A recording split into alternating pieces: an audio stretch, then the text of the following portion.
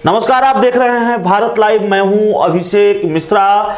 बिहार विधानसभा चुनाव के बाद ये साफ हो गया है कि बिहार में सत्ता परिवर्तन तो नहीं हुआ है, लेकिन सत्तासीनों की हैसियत बदल गई है। दरअसल जिस तरह से चुनाव के पहले एग्जिट पोल सामने आ रहे थे, उसमें यह तय था कि बिहार में इस बार सरकार बदलने जा रही है, लेकिन सरकार नहीं बदली, ना सरकार का चेहरा बदला। मुख्यमंत्री नीतीश कुमार बने, लेकिन हैसियत बदल गई है सीएम नीतीश कुमार की। एनडीए में और सरकार में जेडीयू की हैसियत बदल गई है। तो हमारी ये पूरी खबर, हमारी ये पूरी रिपोर्ट इस बात पर आधारित है कि बिहार की राजनीति में और क्या क्या बदलने वाला है। जो संख्या बल है जेडीयू के पास और जो संख्या बल है बीजेपी के पास, उसकी वजह से बिहार की राजनीति कितनी बदलने वाली है, ये पूरी खबर बिहार के सियासी गलियारों से एक बड़ी खबर सामने आ रही है। हमारे पास जो एनडीए के अंदर खाने से जानकारी है, वो जानकारी है कि बिहार की सरकार नीतीश कुमार के एजेंडे यानी 7 निश्चय पार्ट 2 के एजेंडे पर तो चलेगी, 7 निश्चय पार्ट 2 के एजेंडे पर काम करेगी, लेकिन कॉमन मिनिमम प्रोग्राम भी बनेगा, जिसकी मांग लगातार एलजेपी सुप्रीमो चिराग पासवान करते रहे हैं। चिराग पासवान ये कहते रहे, हालांकि वो बिहार एनडीए से आउट हो चुके हैं, लेकिन वो ये मांग करते रहे हैं कि सिर्फ नीतीश कुमार के एजेंडे पर बिहार की सरकार कैसे चलेगी।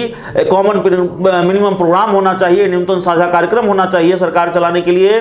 तो अब बड़ी खबर आ गई है। जो एनडीए के सूत्र हैं वो ये जानकारी दे रहे हैं कि 7 निश्चय पार्ट 2 का एजेंडा शामिल होगा बिहार की सरकार में, और जाहिर है इस एजेंडे पर सरकार काम करेगी, लेकिन बीजेपी का एजेंडा भी शामिल होगा। जो कॉमन मिनिमम प्रोग्राम है सरकार चलाने के लिए वो बनेगा, और उसमें बीजेपी के कई एजेंडे शामिल होंगे। सबसे महत्वपूर्ण ये बात है, सबसे दिलचस्प ये बात होगी कि मुख्यमंत्री नीतीश कुमार रोजगार को लेकर बड़ा बयान दे चुके हैं। जब तेजस्वी यादव ने 10 लाख रोजगार की बात कही, तब मुख्यमंत्री नीतीश कुमार ने यह कहा कि भाई पैसा कहां से आएगा, यह संभव नहीं है।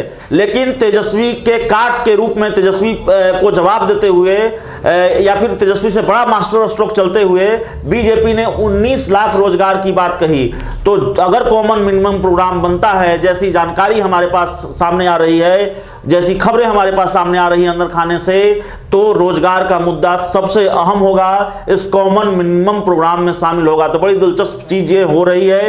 एक वक्त था जब सीएम नीतीश कुमार बीजेपी को अपने हिसाब से ट्रीट किया करते थे, एनडीए में सब कुछ सीएम नीतीश कुमार तय करते थे और अपनी शर्तों पर एनडीए में वो थे, अपनी शर्तों पर सरकार चला रहे थे।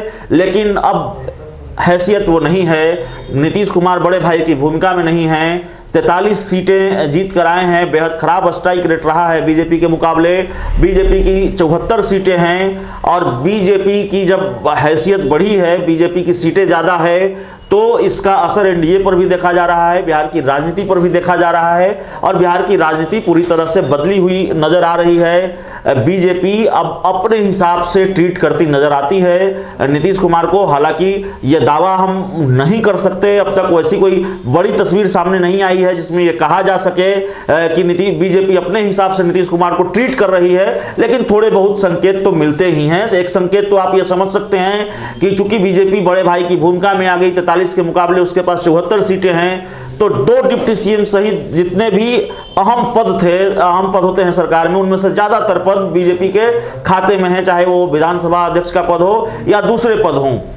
दूसरी बड़ी बात यह है कि अब अगर ये खबर आ रही है कॉमन मिनिमम प्रोग्राम से परहेज रहा है नीतीश कुमार को, कॉमन मिनिमम प्रोग्राम के एजेंडे पर सरकार नहीं चलती रही है, कॉमन मिनिमम प्रोग्राम से सरकार नहीं चलती रही है, नीतीश कुमार के एजेंडे पर सरकार चलती रही है, लेकिन अब कॉमन मिनिमम प्रोग्राम की खबर सामने आ रही है, तो दरअसल आप ये कह सकते हैं कि धीरे धीरे बीजेपी हावी होती हुई नजर आ रही है। या फिर बीजेपी अगर बड़े भाई की भूमिका में है, तो वो वक्त वे वक्त नीतीश कुमार को यह एहसास दिलाना चाहती है या दिला रही है कि वो बड़े भाई की भूमिका में है। सरकार में उसकी हैसियत बढ़ी है, एनडीए में उसकी हैसियत बढ़ी है, और कॉमन मिनिमम प्रोग्राम को लेकर जो खबर आ रही है उसको आप इसी रूप में देख सकते हैं। तो आगे क्या होने वाला है वो खबर भी हम आपको बताएंगे। राजनीति से जुड़ी तमाम खबरें और इस तरह की बड़ी खबरें लगातार हम आपको पहले बताते हैं, तो हम बताते रहेंगे। इस वादे के साथ आपसे विदा लेते हैं। बहुत बहुत धन्यवाद। अगर ये वीडियो पसंद आई और वह बिहार के राजनीति और बिहारियत से सरोकार रखेनी, तो सब्सक्राइब बटन दबा के चैनल के सब्सक्राइब कर ली। ओजे एगो घंटी बा, ओकरा बटन दबा देला से कुल सटीक और मारक खबर रुआ मुफ्त में मिल जाई। अगर रउआ पत्रकारिता के हमनी के नया प्रयोग में सहयोग कर चाहतनी तो ज्वाइन बटन दबा दी। पेटीएम नंबर नोट कर ली 9386816700। धन्यवाद।